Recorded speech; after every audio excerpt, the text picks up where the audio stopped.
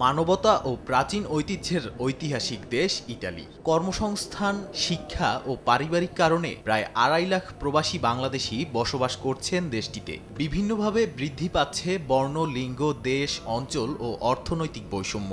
এসব ক্ষেত্রে সবচেয়ে বেশি ক্ষতিগ্রস্ত হচ্ছে দেশটিতে বসবাসরত বিশ্বের বিভিন্ন অঞ্চল থেকে আসা প্রায় 50 লাখেরও বেশি প্রবাসী। হতাশ ইতালি প্রবাসী বাংলাদেশিরাও। এখানে আমরা যারা প্রবাসী রয়েছি, বিশেষ করে প্রবাসী এবং ইতালিয়ানরা এক অঞ্চল থেকে অন্য অঞ্চলে যারা রয়েছে, বিভিন্নভাবে আমরা একটা বৈষম্যের শিকার হচ্ছি।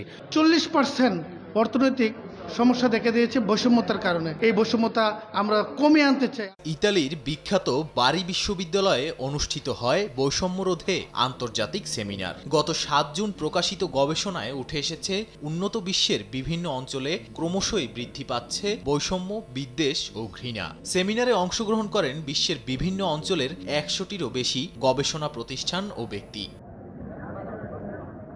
গবেষণায় ইতালির বিভিন্ন বিশ্ববিদ্যালয়ের পাশাপাশি new York, Chicago, Tel Aviv, Barcelona, Paris, Hamburg, Munich এবং স্টকহোম বিশ্ববিদ্যালয়ে অংশগ্রহণ করেন।